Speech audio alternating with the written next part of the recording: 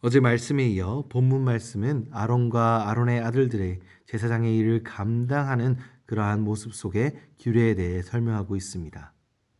성막에 봉사하며 아무런 분깃도 가지고 있는 이들이었기 때문에 하나님께서는 그들이 감당해야 될 이러한 일들이 그들의 생계에 대한 대책과 그에 대한 걱정 때문에 그들의 일이 지장받지 않고 그들이 부여받는 그러한 사명을 잘 감당할 수 있고 전념할 수 있도록 하나님께서 아론과 아론의 아들들에게 돌아가야 하는 제사로 들어지는 물질 중 제사장의 목으로 돌아갈 것에 대해 정해주는 설명을 오늘 본문을 통해 하신 것입니다.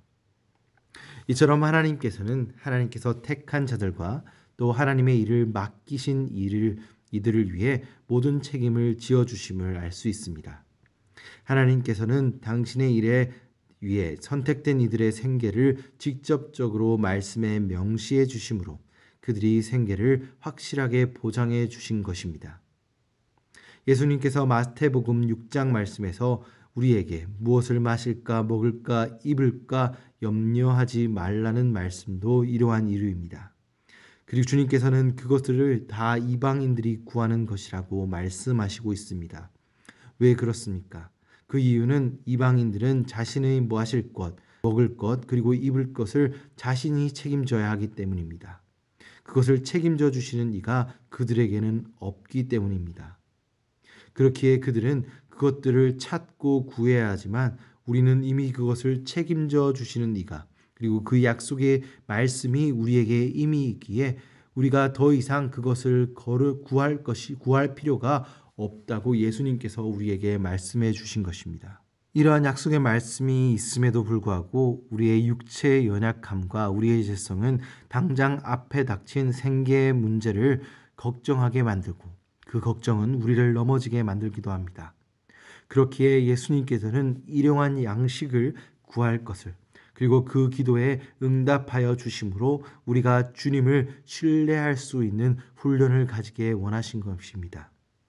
오늘 묵상하고 있는 민수기 말씀 가운데서도 이스라엘 백성을 40년 동안이나 먹고 인도하신 사건을 우리는 말씀을 통해 볼 수 있었고 가뭄 가운데 까마귀를 먹이신 엘리야를 먹이신 하나님의 신실하심과 또 예수님의 말씀 가운데 들풀과 하늘에 나는 새를 먹이신 것처럼 우리를 먹이시겠다는 그 약속의 말씀들을 신뢰함으로 하나님이 주신 소명을 우리의 삶 가운데 걱정에 넘어지지 않고 잘 감당할 수 있는 우리 모든 성도님들이 되시길 주님의 이름으로 소망합니다.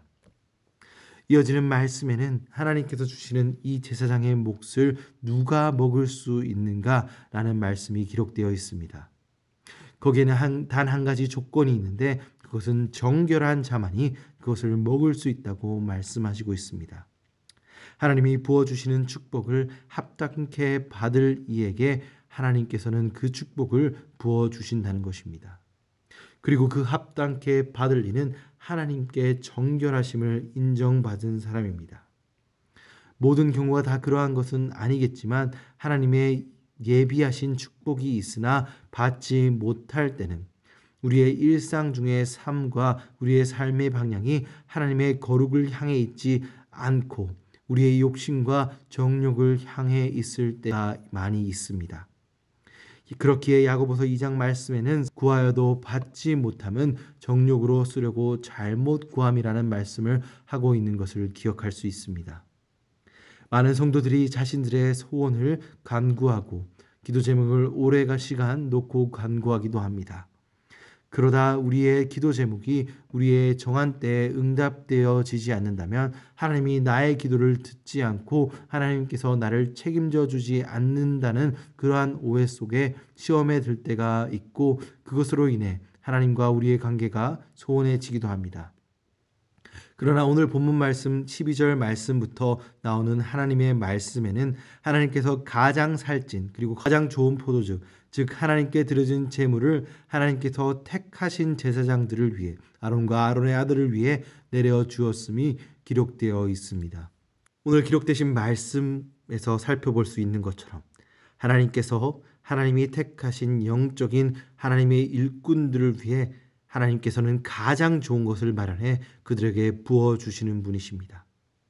우리의 삶 가운데 주님의 은혜가 끊어진 것 같고 우리가 하나님께로부터 단절되어지고 하나님의 부어주심이 멈춘 것 같이 느껴진다면 오늘 말씀을 묵상하며 우리의 삶을 점검하여 하나님으로부터 오는 그 축복의 통로가 하나님의 관계가 우리에게 끊어진 것이 아닌 나의 죄와 나의 정결하지 못한 생각과 삶의 방향으로 그 통로가 막혀 있는 것이 아닌지 다시 한번 살펴볼 수 있는 그러한 은혜가 성도님들 가운데 있기를 주님의 이름으로 소망합니다.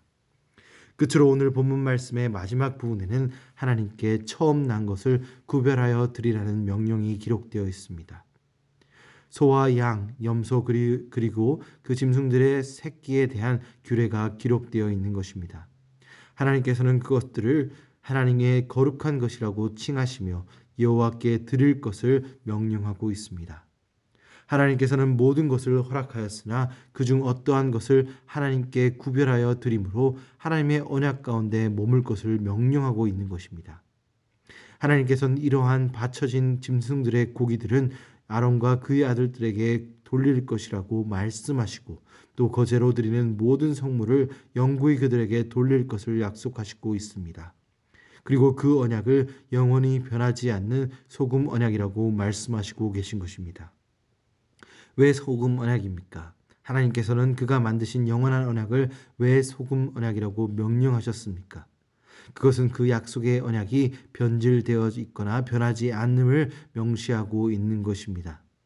소금에 들어간 음식이 썩지 않고 또 소금에 그 스스로 변경되어지지 않는 소금이 내는 일정한 효과를 그 언약에 빗댄 것입니다.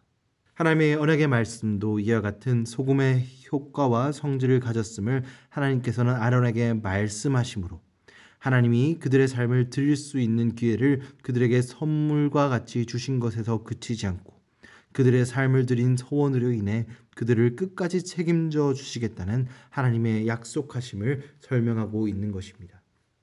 아론과 그 자손들은 분깃도 없고 기업도 없지만 누구보다 완벽하고 넘치게 부어주시는 하나님께서 그들의 분깃과 기업이 되신다는 그 약속을 그들에게 주셨으므로 그들은 어떠한 물질과 어려움의 시험에도 넘어지지 않고 든든히 서며 하나님의 일을 잘 감당할 수 있는 이유가 된 것입니다.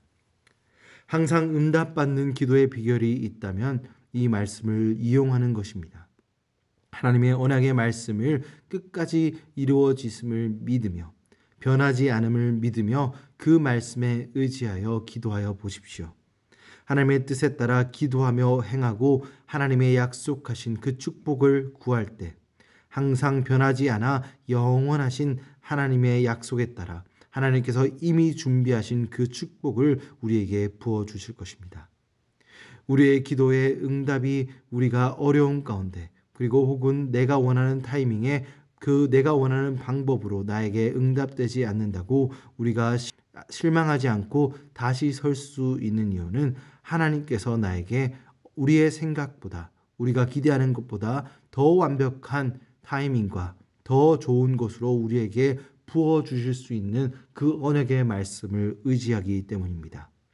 하나님의 약속은 신실하시며 변화 없이 영원하시기에 하나님께서는 결국 우리에게 가장 좋은 것으로 부어주실 것을 그리고 하나님의 선택과 그 택한 자를 끝까지 책임져 주실 수 있는 그 언약의 말씀을 믿는 것이 우리가 계속해서 하나님을 의지할 수 있는 그 원동력이 되는 것입니다.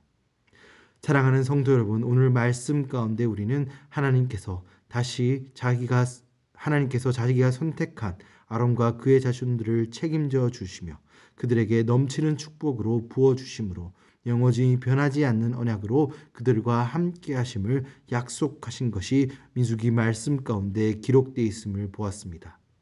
아론과 그 아들들을 책임져 주신 것처럼 하나님의 자녀로 불러주신 우리를 끝까지 책임져 주시는 주님의 선하심을 다시 한번 붙잡고 그 언약의 말씀을 마음에 새김으로 인해 하나님의 길을 끝까지 승리하며 걸어갈 수 있는 복된 성도님들 되시길 주님의 이름으로 축원드립니다.